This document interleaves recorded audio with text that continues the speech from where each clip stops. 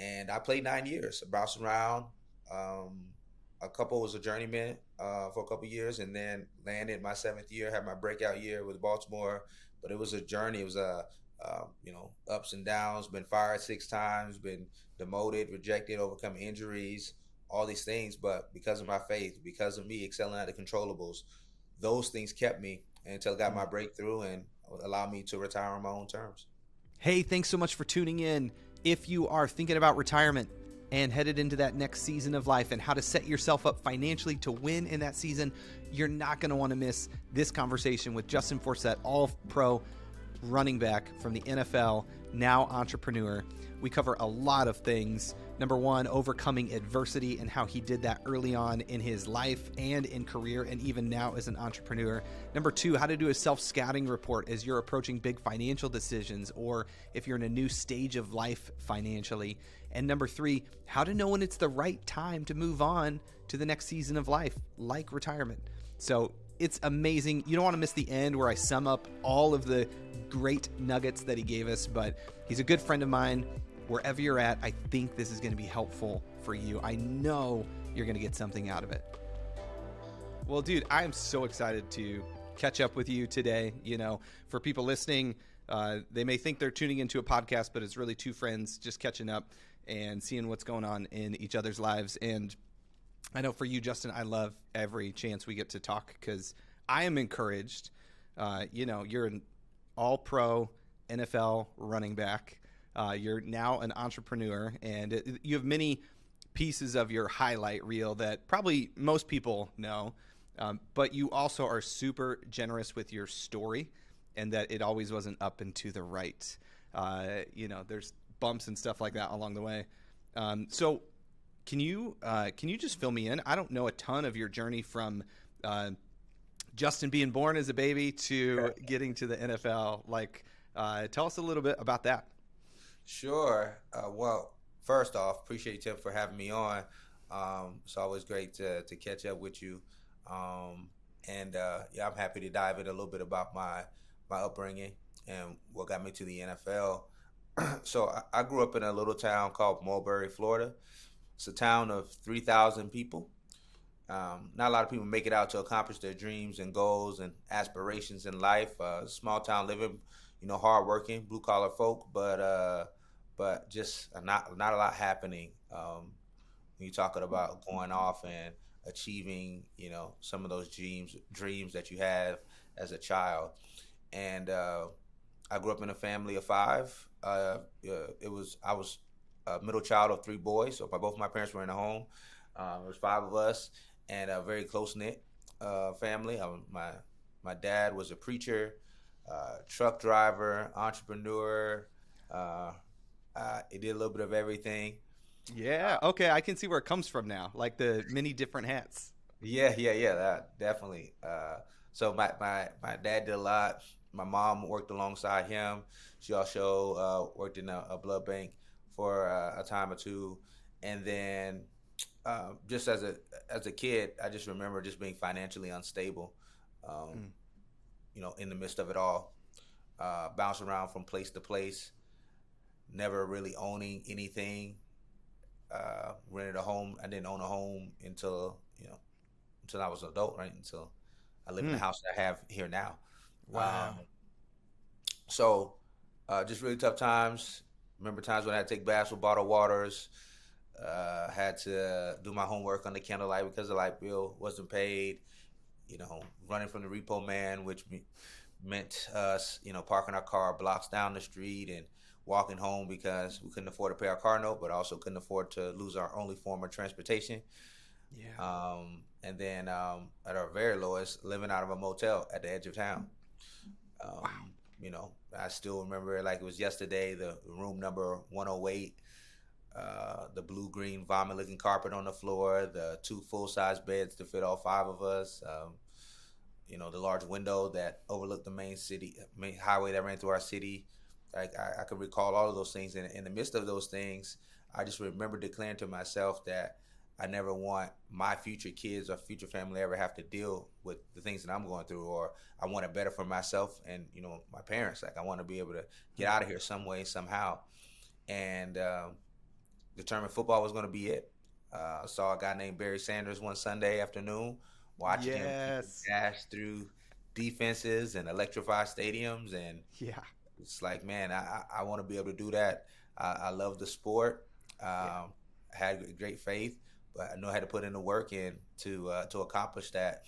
But as soon as I stepped on the field, I was reminded on just all of my so-called limitations. Man, just you're not big enough, fast enough, strong enough, all these things as a kid, and then moving up throughout the ranks, whether it's middle school and then going into high school, hearing those same messaging.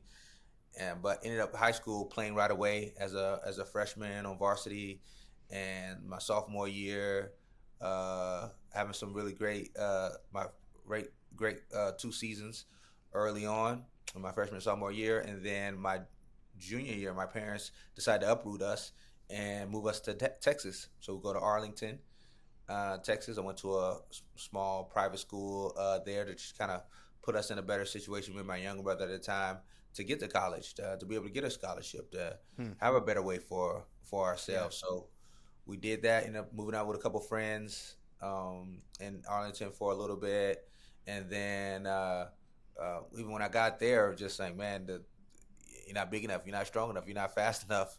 It's Texas football, so it's a little bit different. Yeah. Oh yeah. And going through that whole process, but I was just determined, committed, laser focused on what I wanted to accomplish, what I wanted to become.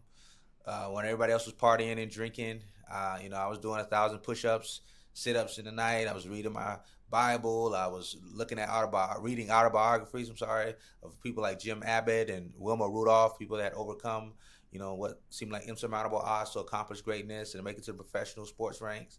Yeah. That's what I was doing as a teenager, right, in high school. I was doing a little bit of internet research on you. So does this sound right? So was it Texas where it was 2 state championships, Oh yeah, 5,000 rushing yards and 63 touchdowns in 2 seasons? yeah. That was it. That's incredible. Man, you don't play that many. I don't know how many high school football games are in a season, like 12, 13? Yeah. Right around there. Okay, so yeah, I'm not much of a numbers guy, but Yeah. it's 2 to 3 touchdowns a game. You are the numbers Man. guy. That's amazing. Oh, it's so cool. Yeah. Yeah. And what I heard was I had faith. I had a work, like I still had to put in the work. It wasn't just like, oh, my faith will take me or my family will take me, but I had to put in the work, and even like moving with friends, like in community, like you had people around you to support you in Sure. that. That's so cool. Yeah, no, it was an interesting time for me, leaving something that was familiar in order to get something that, I wanted and I was dreaming about and I visualized. So it was a part of the process. There was some good and some bad about it, uprooting, leaving your childhood friends, but it was the best thing for me and for the family at the time. So I put myself at all those statistics that you just rambled off. I felt like I put myself in a position to get, at least a few scholarship offers. But Yeah. scholarship offers I did get, they were pulled back from me. Which I had one from University of Connecticut, and then after my senior year with no scholarships, I played an all-star game, and then the University of Notre Dame comes in the picture and says, "Hey, Justin, we want to offer you a scholarship." And a week before signing day, they told me they didn't need me anymore. So I was heartbroken, crushed, thinking about. And Justin, this is where our friendship hasn't always also been up and to the right, because I remember I didn't know this part of your story, and I remember texting you a picture of myself in my Notre Dame shirt of all the schools I could have been wearing. Like, hey, Justin, thinking about you right now. And you were probably like, dude, anyways. So I apologize for that. I was wrong. That was not a good thing to do. It's all good, man. I'm in a good place. It all worked out. I get that news and I'm heartbroken. I'm crying my eyes out, trying to figure out what's next for me and if I'm gonna be able to continue on. And I just remember going into my basement and praying and trying to figure out what was going to be next. And I just remember after getting up, praying, crying, and dusting myself off, and just like, man, I just gotta excel at what I can control. I gotta keep the faith. Something's going to open up for me. Um, and I ended up a few months down the road getting a call from University of California, Berkeley, and I remember a representative was on the phone talking with my dad, and my dad leans over in the middle of the conversation. He says, "Man, Justin, Cal wants to offer you a scholarship." And I'm like, "Wow, Cal wants to offer me a scholarship out of nowhere." Yes. And I'm like, "Where is Cal? What is UC Berkeley? I'd never heard of the school before in my life." And but we're off, and I was one step closer to my dreams. Yeah. Ended up ended up going in the era to the number one public academic institute in the world. Then my football team was ranked number 11. Quarterback was a little guy out of Chico, California, named Aaron Rodgers, Yeah. and this was pre-dark room retreats, and we, and my running back and roommate at the time, fellow classmate, was a guy named Marshawn Lynch, who ended up also being sort of a big deal. Yeah. And but as soon as I touched down on campus, I was reminded again, man, like, Justin, I don't know if you're big enough, strong enough, smallest guy here in the class, like, you're gonna be able to make it. But excelled at the controllables, my attitude, my effort, my preparation throughout that 4 years. Shared the backfield with Marshawn Lynch the first three, and then my last year, my senior year, I was a starting running back for the team, and put myself in a position where I, moved up the ranks as far as the record books at Cal, broke some records, and then we won some games, and then I was off, getting ready to the whole draft process, going to the East-West All-Star game, which is a college All-Star game for seniors, and then not East-West, but the Senior Bowl, and then scouting combine, all these things. But throughout that process, again, the same narratives and criticisms I heard my entire life about me not being enough were just showing up. And that's why I was encouraging people that, during this time when, you've accomplished, a lot at this time. Like, I've proved every level that I can play and compete, and I'll find a way.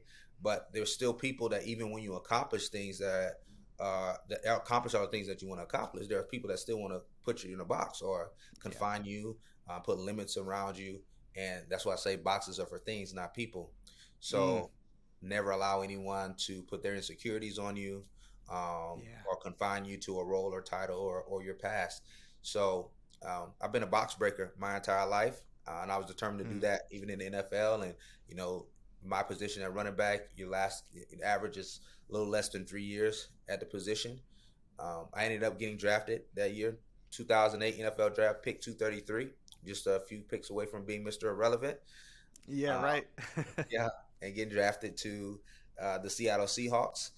And I played 9 years, bounced around. A couple was a journeyman for a couple years, and then landed my 7th year, had my breakout year with Baltimore. But it was a journey. It was ups and downs, been fired 6 times, been demoted, rejected, overcome injuries, all these things. But because of my faith, because of me excelling at the controllables, those things kept me until I got my breakthrough and allowed me to retire on my own terms. That's amazing. Even to see like all those statistics and highlight reels and stuff like that, like the ups and downs of even you've made it to the highest level of play in the sport, and it's not all rainbows and sunshine from there. Sure. So like that requires continued fortitude, continued reliance on your faith, what you can control, and continuing to break boxes. Because, man, you're so right. When people are trying to put you in a box or say, oh, you're only this, or this is who you are, the hard part is we have a choice. We can either choose to believe that, Sure. or and we do sometimes, and sometimes it's well-meaning people, sometimes it's our family, or we can choose to go, you know what, that's not me, and we go back to what is most important. What does my faith say I am? What do I believe about myself? I love how you said, when you were younger, just like declaring to yourself in the basement, like, I want better than this, and I'm going to work as hard as I can to get there. That's so cool, man. Yeah. No, I think, if you want to achieve anything great, um, you're gonna have to overcome something, right? There's always gonna be opposition and Mm-hmm. adversity, and it's about that belief internally that you have, that faith internally that you have, but also that grit and that mental fortitude to push through hard things, um, because those things are inevitable, and there's going to be resistance on a lot of different ways. I don't care if you can relate to my background of being financially unstable or not. Like if you want anything in life, there is going to be some resistance. There is going to be some things that you're going to have to overcome. The path to success is literally littered with mud. But I would say where there's mud, there's opportunity. There's opportunity for growth. There's opportunity for creativeness, resourcefulness. So we just got to lean into those moments, and those moments shape me into the man I am today. Hmm. Yeah, that's really cool. As you think about going from room 108 in Mulberry all the way to all pro running back, and when was kind of like your first big contract in the NFL where you're like, oh man, things for me have changed financially like a ton? Like when was that? I would say um, my 6 year in NFL, right before Baltimore, I actually signed my biggest contract today. It was like a 2 year, I want to say $2 million deal, and Mm-hmm. I was basically on league minimum before that. Yeah. My first contract with Seattle was on a rookie deal for 4 years, and so that was like I was like, oh, okay, wow, I'm a millionaire now, right? Yeah. That Right. that Right. that was an impactful moment to me, but it was that moment and that year was the darkest moment of my career. So, Huh. I got fired right after that season, injured week 12 around there, and then I was cut a couple months after that and sent on my way, and then that's how I got to Baltimore. And Baltimore was just a godsend because I didn't think, after I was playing with Jacksonville and having that bad season, having an injury, didn't think I was going Mm-hmm. to play, and or anybody would want me. And then Ray Rice situation happened up in Baltimore. They Mm-hmm. needed an extra running back. My former head coach of the Houston Texans was the offensive coordinator in Baltimore named Gary Kubiak, and he brought me in. It's kind of like be there as veteran, backup. Ended up getting thrown into the limelight as a starter, and yeah, took off and hit the ground running. And then that next year, I had a multi-million dollar deal, and Hmm. yeah, that was my biggest contract. I love the pun with hit the ground running there because you totally Yeah. did. So when for you did you feel like financially things really changed? Like I would think from your upbringing to even league minimum is probably like, oh my goodness, this is life changing. Yeah. Or even one of those big contracts. How did it, this is the question I think about and talk about with people is like when you hit some of those moments and you have more money than you've ever had, more success maybe than you've ever had. How do you stay grounded, specifically around the money standpoint? Like how do you set yourself up, or what are some of the things you did just to go, all right, how do I manage this and steward it and own it well? Yeah, I mean, for me, that was my first year in the NFL. I mean, I signed with the agent. I had some contracts come in with cards, some marketing deals that came in, and I Mm-hmm. was like, I had a big heart to really just take care of my family. So I'm sending money back to my parents, but I'm living, essentially uh, below my means as much as I could with the Mm-hmm. contract I had. I had a signing bonus from the draft that I had was $30,000. So I was just I was in a place where I was just like living in an apartment. I got a car. I got a Chevy Tahoe, which if I can go back now, I probably would got something a little bit more smaller. A little more, I'd probably have a Prius or something. Yeah, there you go. But because it was just me, so I ended up. My mindset was just like I wanted to, uh, because of my background, I wanted to make sure I was saving as much as I was. I wasn't doing anything crazy. Wasn't buying jewelry. Uh, wasn't doing my greatest expense. Uh, was and probably still is today was like eating out. So because I wasn't a big cooker, especially my first year in the NFL. So that was my greatest expense. But I was just trying to save and then also give back to my family. But that also, for me, because of my background and having a lack, it became, almost hoarding to a point. Hmm. But Okay. Yeah. Yeah. Because I feel like you could go one of two ways there. You yeah, could go because of my background. I've never had this opportunity, so I'm gonna blow some coin as much as I possibly can. yeah, Or you could go the saver route and go, I may never see this again. I'm just gonna hang on to it as much as possible. sure. But it seems like you struck a good balance of one giving back, like giving first, and the most successful financial people that anyone you could read about or talk to, say giving first is one of that's like the crux of it all. And Mhm. then living below your means and saving like that's a pretty good formula, man. So, Yeah, did, appreciate it. did you have people come into your life that like walked you through that and helped guide you in that? Man, I was a sponge really early on because I didn't have a lot of that, growing up. So Mm-hmm. when we first started in NFL, it was, league symposiums where they're bringing in experts to talk to players. Yeah. We had people locally in the Seattle area that would come in and just pour into us and give us the fundamentals of business and financing. And I was just a sponge just trying to soak it up. So I was literally learning as I was going. Yeah. And, you know, the, and there are a lot of people in the locker room that really modeled things that Hmm. I wanted to have for myself, and so that's how I kind of learned. Yeah. Was that the norm as you looked around the classrooms at the symposium? Hmm. Was that the norm as people soaking it up, or I guess you probably have all kinds of people there. Sure, sure. It's a lot of people, would blow it off, and then there's some that were just sponges. But that old adage, "more is caught than taught," Hmm. was still very prevalent with professional athletes. It's just like you Yeah. could really kind of gravitate to those in the locker room that actually live in that lifestyle that you want, and Hmm. start asking questions, start building relationships. Like, oh, why you do this? Who's your financial advisor? Why are you making these decisions? Why are you making investments in this? Oh, you going to a meeting after practice? Like, I want to go. I want to go too. Let me find out if this is something for me.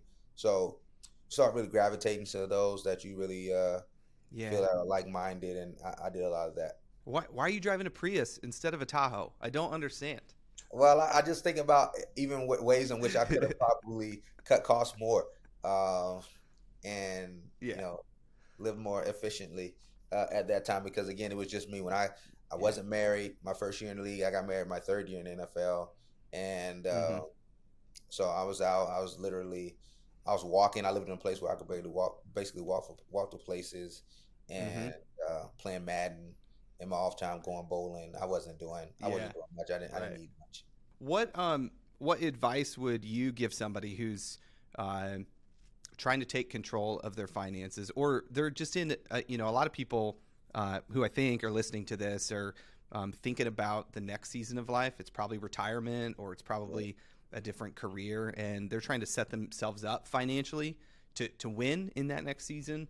But what's some advice you would give somebody, because you've been through different careers? We haven't even hit the entrepreneur phase yet. Sure. But what would you say? I would say, man, money is a tool, right? It is a it is an awesome tool, and a terrible God. And what I Mm, mean by that is like money, if we can use it right, it can do a lot of good. But if we allow it to consume us, and control us, then it can be very detrimental to our well-being, to those around us. So put a proper amount of respect on it, but don't allow it to run your life. Um, so there's a book called The Psychology of Money that I always recommend. That is an amazing read on just how we behave with money and our ties to money, and how we hmm. can be more intentional about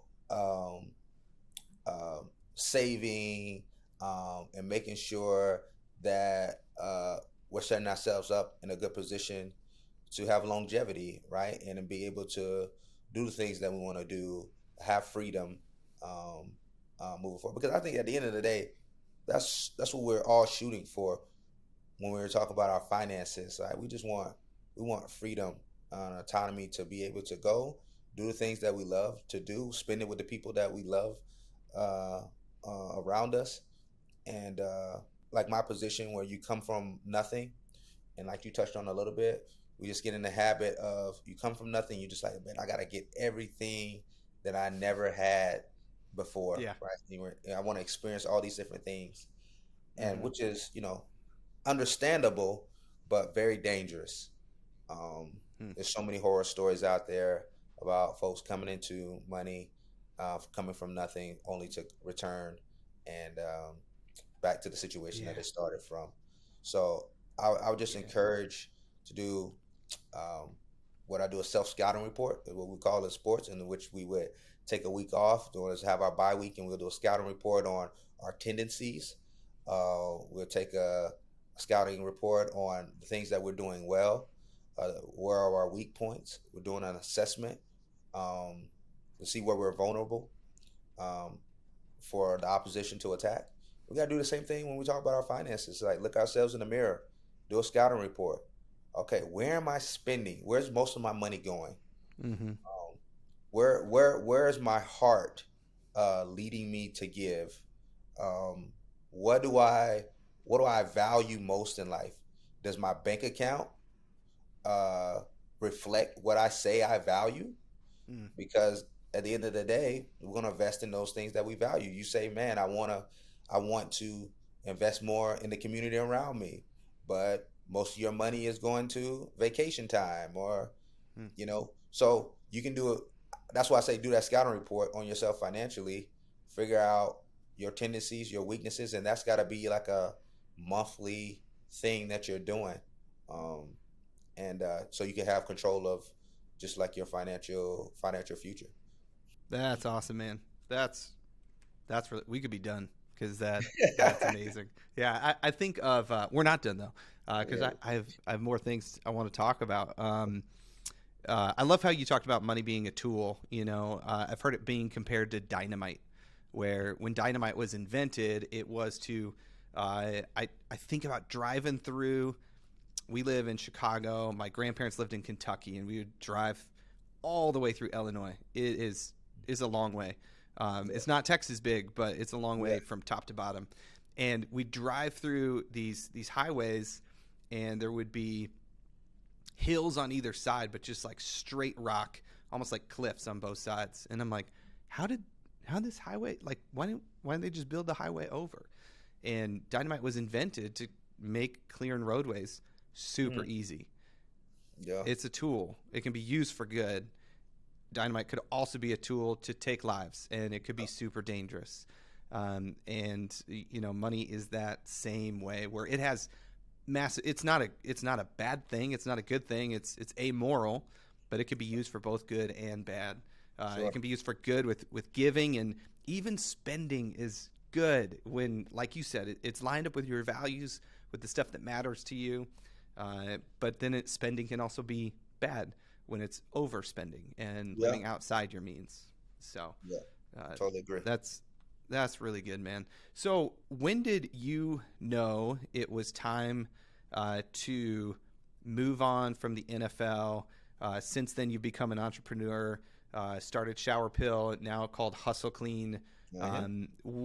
When did you know it was time to move? Because a lot of people listening are going, I'm thinking about retirement. I'm not sure what the right time is and stuff like that. How did you wrestle with that decision? Yeah, for me, since early on, I was fired 3 times within the span of my first couple of years in the NFL.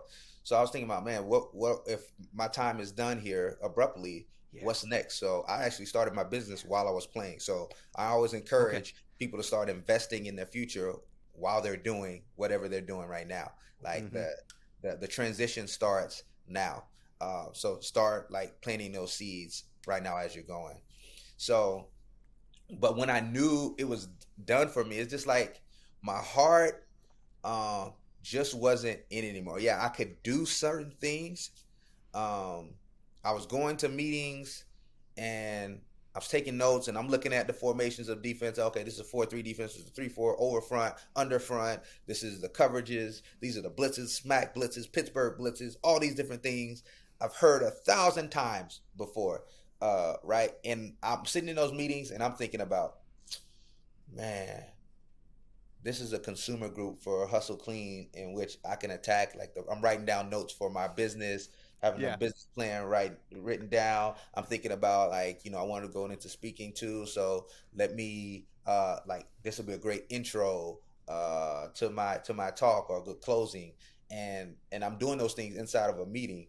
And I was just like, at that time, and I started bouncing around, and I didn't want my family to have to continue to deal with those things, those traveling, uprooting ourselves constantly anymore.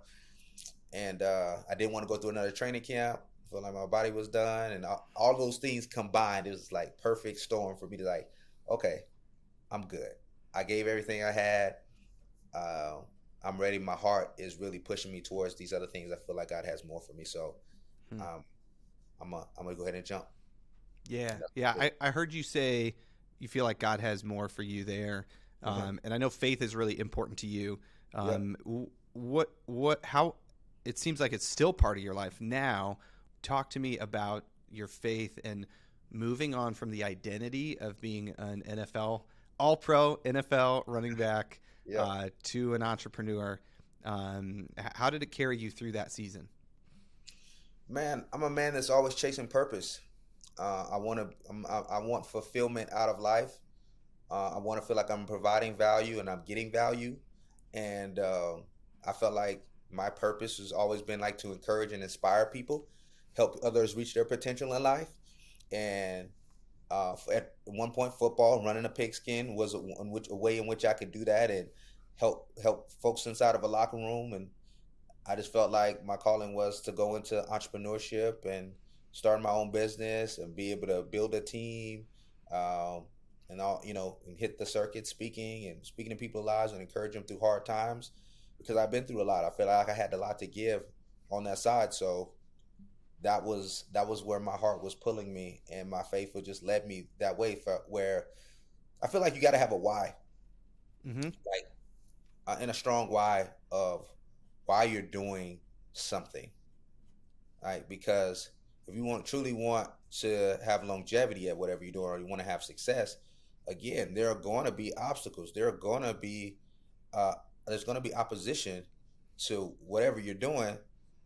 But the only way you're going to be able to keep pressing is if you have purpose and you have a why. And for me, my faith has always been like a part of my purpose. Like I want to encourage me, I want to inspire people, and I want to have impact on this earth before I leave. Like I want meaningful relationships. Money, cars, homes, all those things are nice. But at the end of the day, when I'm lying on my deathbed, it's going to be about the relationships and the impact I had in people's lives that's going to matter most. You hear all these stories and these studies done about like when when these sociologists would interview the elderly that are, probably on like from their last days, and they think about like what they wish they could have done differently, or things that they regret. And it's always around relationship. It's like, man, I spent too much time being busy. I spent too much time working instead of spending time with my wife or my kids. And we've actually, and me too, I'll say this, we've actually bought into this system, like in American culture, of just like, we work hard for 50, 60 years, and then we hit retirement and we settle down and we just like rest, and and we die off doing nothing. But I actually don't think that's a fulfilling way to live. Like, because none of us are promised those days of retirement, of just shutting it down. And a lot of us aren't happy when we do that, when people get the chance to reach that. Like sitting around, maybe playing golf sounds nice every day. You got, you're in a season of life where you're not doing anything. Like, I feel like we're created to create. and to work and have impact doing something no matter what season of life you're in. So I actually, my path and now and my vision for myself as I'm getting older, I'm 37, be 38, and Lord willing, I got a lot of life left to live.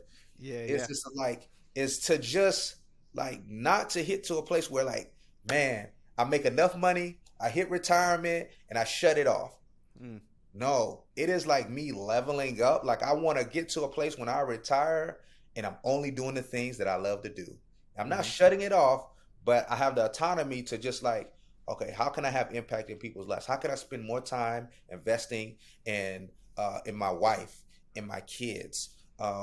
Because even at that age, I can still bring value to those people around me. Like even now, I've started putting older people into my life just because I understand that the value and the wisdom and the insight that they have. And I was like, man, I need that. That's a part that I'm missing in my life. These are people that have done the things that I want to accomplish. They experience things that I haven't experienced yet. They have a better outlook and a perspective on life because they've lived longer. And like that is some value. That is great value to have in somebody's life. So when I get older, I'm just trying to find ways to have greater impact. I can have deeper, meaningful, more relationships. So I don't even visualize myself just like, even as an entrepreneur, speaker, like I get to a point where I feel like whatever God has for me, I'm just like, I'm going to walk into that. I don't feel like there's a point in which I'll ever, or God wants me to just like shut it off and just like wait till I go come home. Right. And that is, I don't think that's purposeful mm. at all or fulfilling at all. I can't see that for myself. So that's kind of where I look at it, long, short. Are you passionate about this subject by chance? Your level just went up 50%. And I hope everybody listening like heard all of that, because that was like a short white paper on purpose in retirement. And there's this saying, and you and I have met all these people where they're like, oh man, I'm dying for my kids to start walking so we can get out of this diaper phase, or I'm Yeah. dying for my kids to get out of the house so that we can have some more free time and I'm not driving everywhere. I'm dying to get my kids done with college so I don't have to pay for that. Oh, I'm dying to hit retirement. And then we hit retirement and we're dying. And that's it. So having that, chasing purpose, having influence, and realizing life is all about what we give to others, what we receive from others. Like we were made to be not only creators, like you said, but in relationship with one another. Yeah. We're so isolated as people right now. We are closer than ever. It's like all these islands slammed together, and we're completely isolated. Even though we're, you and I are a text away, but man, we could go forever without talking to each other, and maybe be okay with that. So I love that. I think you're totally headed in the right direction. I was just talking to a couple the other day, and this made me think of it. They're young, like you and me. I'm 40. I'm a man, and making millions of dollars a year, and going, you know what? In about 7 years, then I'll slow down. And I looked at the ages of their kids, and I was like, no one's asking you to slow down, and no one's asking you. No one expects you to slow down, but take your time and redirect it into the things that matter now. Because when you're ready to slow down, then the kids are gone. They're out of the house. Mm-hmm. So redirect that time right now into the things that matter, into the things that last. Nobody says on their deathbed, I wish I spent more time at the office. Yeah, no one. There's a quote from I'm trying to think of his name.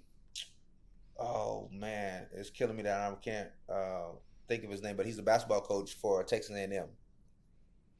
And he recently had a quote when he was being interviewed on a podcast, and he said he wants to be famous in his home.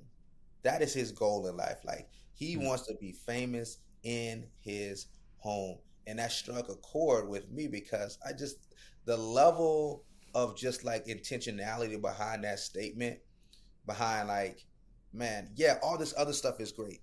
I'm coaching teams. I got a great platform. I'm making a lot of money. That is awesome. But at the end of the day, am I famous to the people that matter? Do I have an impact in the kids' life, in my spouse's life? Like, will they rave about me? Like, when if there's a conversation outside of the home and they're talking about, man, there's some kids around, they're talking about my parents are terrible. My parents, they never allow me to do anything. Like, are my kids sticking up and saying, man, I'm sorry, I don't have that experience. Like my dad, man, he's there for me. He's consistent. He's faithful. Like he's like if I need something, he's gonna be there for me. And when he does, like my dad's never gonna allow me. There's boundaries. My dad's never gonna allow me to participate in that or allow me to say those things because he expects more out of me. There's a standard that we have as a family that we just don't do that thing. So I'm sorry, I can't participate. So am I famous in my home or with my wife and she's getting together with the girls and they're talking about the husbands like, man, I can't get my husband to take out the trash, or I can't, my husband won't communicate with me when like he's been working all day and he get home and he's just trying to have time to just like decompress and I can't get time to communicate and have a relationship with him. Is my wife interacting with the other wives and saying, I'm sorry, I don't have that experience? Like my husband, like he's carving out time for me. He's being intentional. We're going on date nights. Like he's still flirting with me. He's constantly dating me and pursuing me, even outside of work. Like, are we famous in our homes? Like at the end of the day, no matter what stage you're in, whether you're like us and you're 30, 40, if you're 50, 60, are you still famous in your home?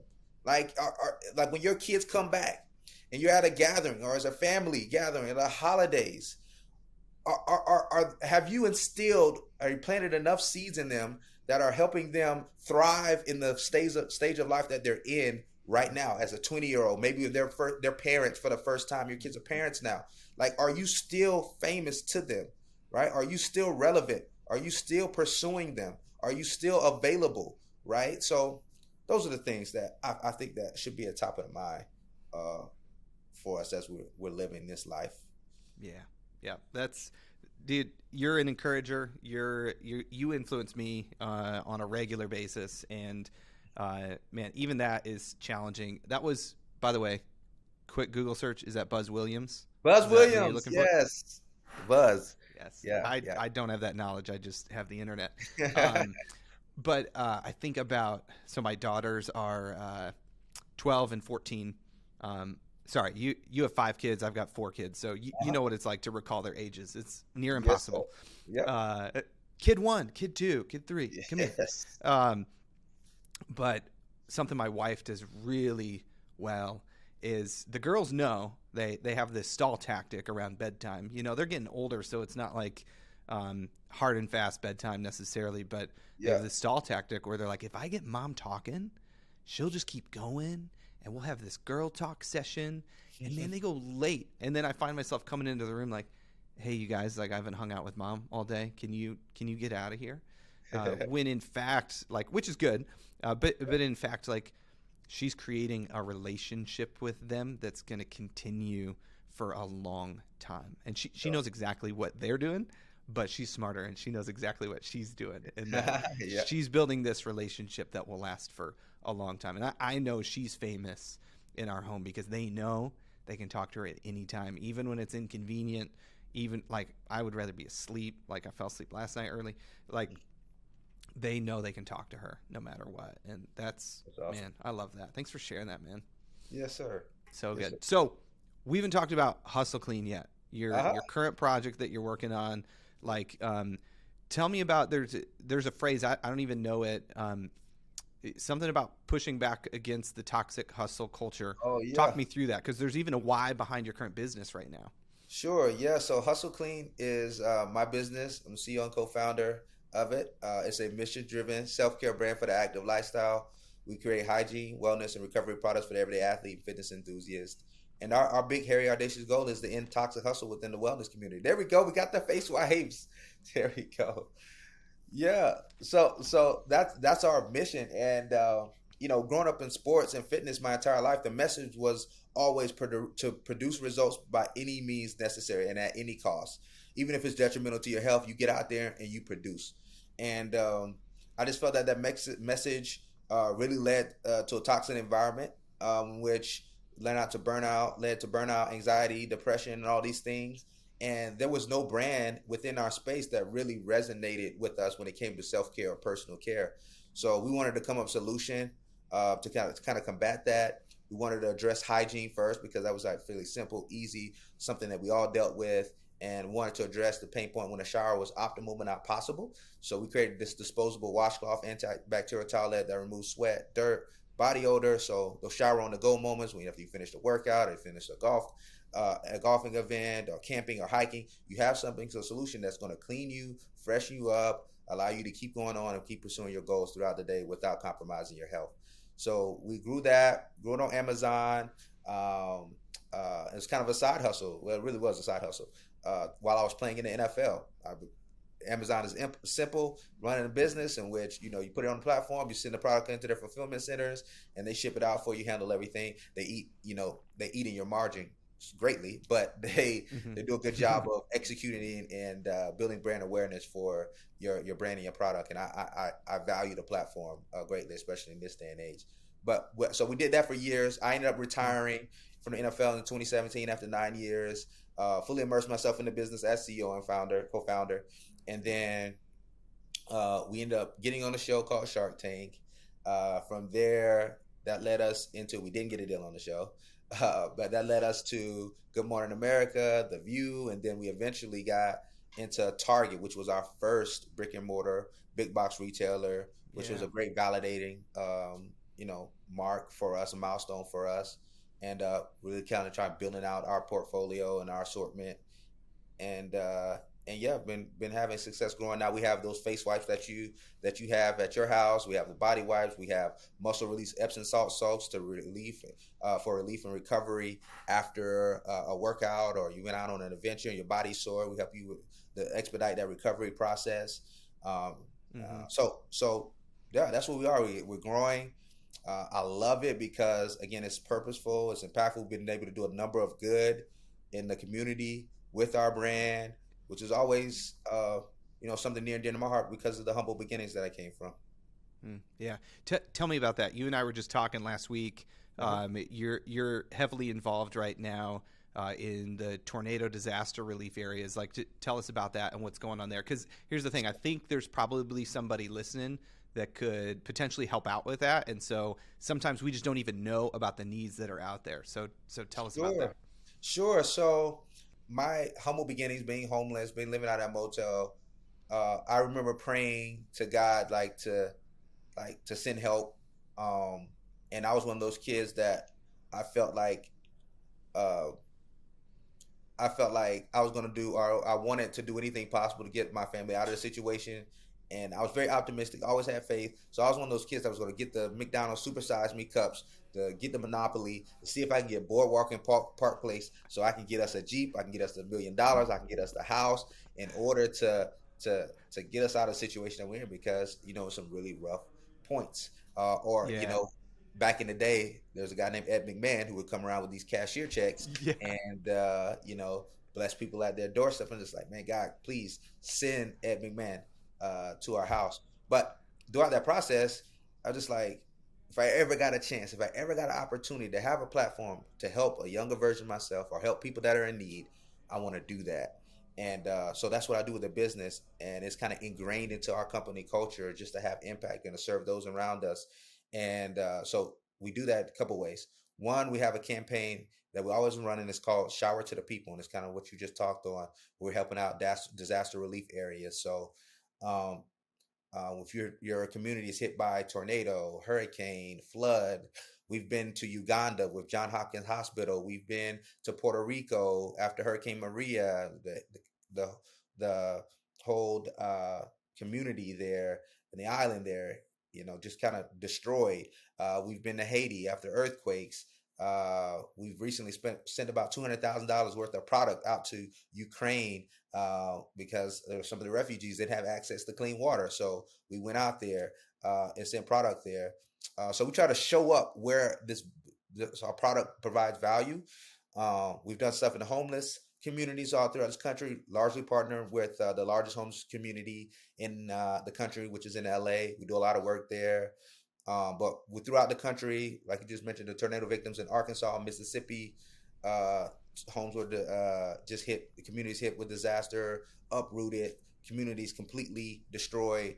We partner with Convoy of Hope charity to go out there and really have impact and give them the products that they need. Sometimes we're raising money. Sometimes we're giving products. Sometimes we're getting food from other brands that we know or partner with to give to these communities. But anytime that we can show up and provide value, we're showing up. And we call that campaign Shower to the People. So that's a year-round thing that we're always just showing up when there is a need.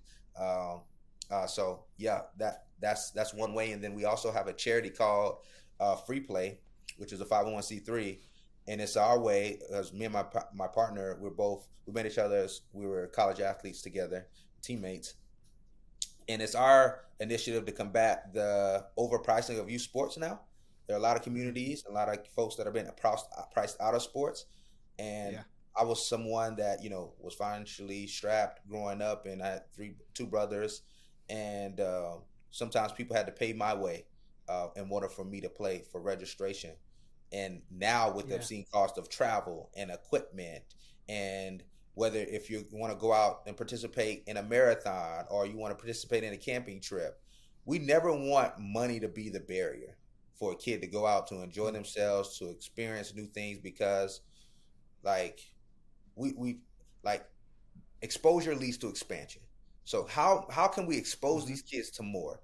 If we're placing these barriers, financially barriers, we're now exposing them to things that they may find interesting. They may want to participate in that it's going to be beneficial for them, like things that you get from sport, teamwork, communication skills, leadership skills, like all these things that you get from sports that they're missing out because they don't have the money. So what we do is we go in and we provide scholarships, and we give them money to, whether it's registration, whether it's equipment, whether it's travel. We just allow them to show up and be the best version of themselves, and we're investing in the younger versions of who we are. So Yeah. that's what we do. That's awesome, man. That's so cool. And I love your generous heart. So shower to the people.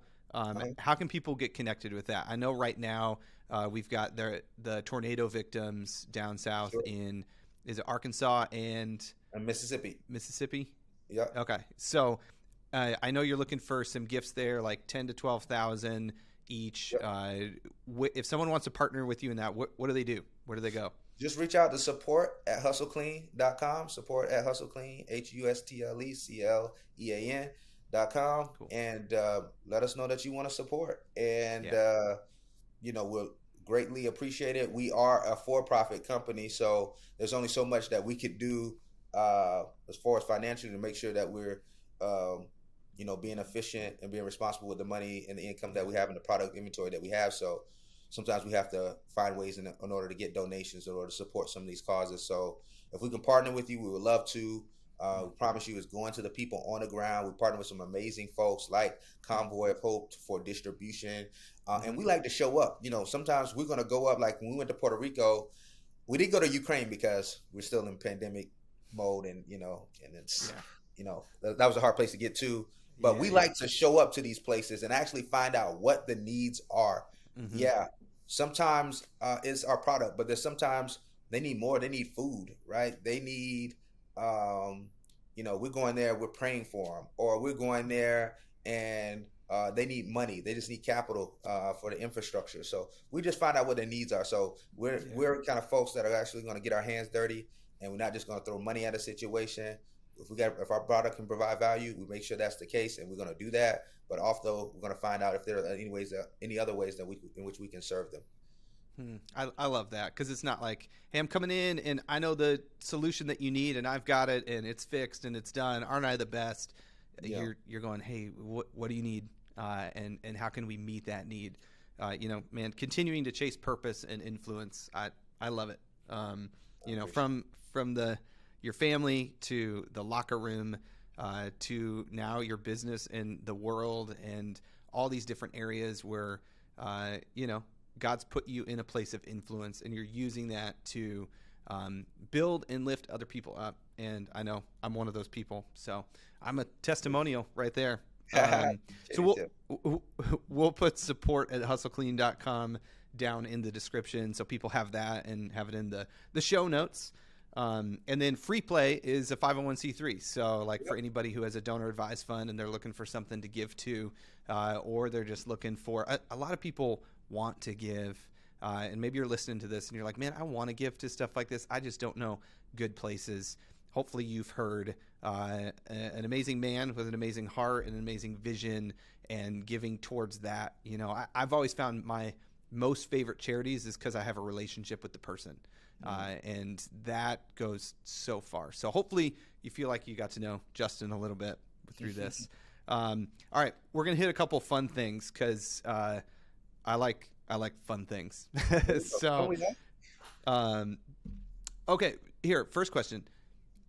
Have you gotten to meet Barry Sanders throughout your career? I did, because at the end of my career, I played with the Detroit Lions, and the PR person knew that that I love Barry, and that was my childhood hero. So we met in the lunchroom at one point when I was up there in Detroit, and that was a pretty special time. That's amazing. You've never seen anybody run so many negative yards in order to get so many positive yards on one play. Yeah. Man, that guy. He has the most negative yards in NFL history. Like, no one has more. Yeah. It's like Babe Ruth striking out the most times, you know? Yeah. Yep. That's amazing. That's cool. All right. So this is a question I love to ask anybody, really. Assuming you had all the skills and the right connections and all that in the world, what would be your dream job right now? If you could just like snap your fingers and boom, you're there, you're the best in the world at it, what would it be? It's what I'm doing now, honestly. You know, me being an entrepreneur, me speaking, you know, I've been able to travel the world speaking and encouraging folks and sharing my story. Just, you know, watching and hearing how lives are being transformed, changed for the better, and how it's made a positive impact. To, like, again, my calling in life is to inspire and encourage, I feel. So as long as I'm in that, I'm the happiest I can be and pursuing the right things. I feel fulfilled. And all things are right, you know, in that regard. Yeah. So I would say what I'm doing now. That's awesome. Most people, I would call them out on that, but knowing you, like that's true. And especially with how you've already defined success for yourself in terms of work and retirement, and how retirement's not really a thing. There are seasons of work and they change. You know, you go from, you know, a professional athlete to an entrepreneur. Like those look different, but the why has been pretty much the same. And it looks different. Man, it is crazy, because I was having like a little self-reflection moment a couple of days ago. And I remember when I was in Seattle, and I ran with a really cool group of guys I was really close with. One guy's name is Jamar, the other name is Kelly. And one is really big time real estate developer in New York. The other is went to seminary and is in the finance department right now with wealth management out in Carolina. And just amazing sort of people. But when we were there in Seattle, we started a group we call Three Guys, One Word, and a Place of Truth, something like that. I think it was called. But it was stemmed from a TV show at the time, and I can't remember what the TV show was. But we would go around and speak to youth groups. We would go and speak to organizations. We would go and speak to churches about just our story. And I recall, because I was always kind of the visionary guy. Like if you read the book Rocket Fuel, it talks about visionary versus integrator. And I tend to lean more towards the visionary side. And I would tell them, I was like, okay, guys, this is how we're going to work. This is the blueprint. We're going to start here, do local. We're going to grow. We're going to expand. And we're going to be speaking all over the world with this. We're going to start adding more people to the group. And there are going to be times when we're going to be coming out into these big stages We're going to be sharing this story to people that don't believe what we believe, but we're going to be inspiring and encourage people. There's going to be some fireworks. There's going to be pyro. There's going to be headsets. There's going to be everything. And like right now, I can honestly say, like we don't do it together because they're operating in their calling. But for me, I'm running a business, I'm leading a business, and I'm traveling the world, and I'm able to speak into a lot of lives and on big stages, small stages. There isn't pyro or fireworks yet, but Yeah, yeah. there are headsets.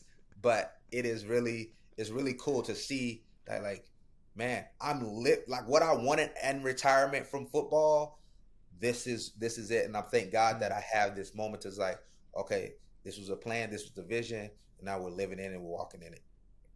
Yeah, that's so cool.